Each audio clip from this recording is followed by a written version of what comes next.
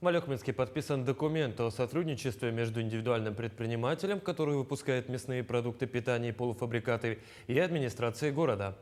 В ближайшее время предпринимателям будет закуплена упаковка, на которой будет бренд «Алекма».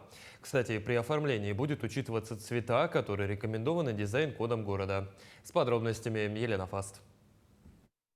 В этом небольшом помещении приютился мини-цех по изготовлению местной мясной продукции. Хозяйка, она же двигатель всего, по образованию технолог. Дети мои, что у нас простаивает оборудование, мамуш, попробуем, откроем, вспомним. Ну, почему бы нет? Начали с пельменей, и тут что-то я загорелась сразу. Колбаску дома начала делать в духовке. А почему бы не купить коптилку и не начать людей кормить нормальной колбасой, без химии, без никаких консервантов. Делаю все по ГОСТам. У меня все полностью, вся продукция, все сделано по ГОСТу. Единственное, что по ГОСТу там очень много соли. Возможно, были раньше какая-нибудь другая нитритная соль. Поэтому я уменьшила соль. Слишком соленая была, 20 грамм на килограмм.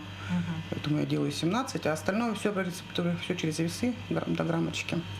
Сейчас в ассортименте порядка 30 наименований, а мечта у предпринимателя – возродить алекминскую колбасу, ту самую молочную. Планы сейчас наполеоновские потихонечку открыть магазин в центре, потом запустить нашу местную молочную колбасу, сосиски, сардельки. Ну, для этого нужно оборудование такое серьезное. Но мы все равно будем делать. Ближе к осени, наверное, запустим молочку, еще свою молочную колбасу. Идею поддержали в администрации города и решили оказать поддержку. Местная продукция – это реально, тем более, когда люди готовы и хотят ее выпускать.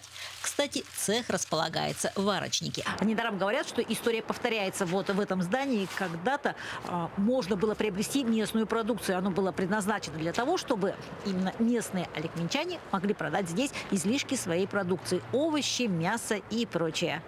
Елена Фаст, Максим Копылов, Алекминск.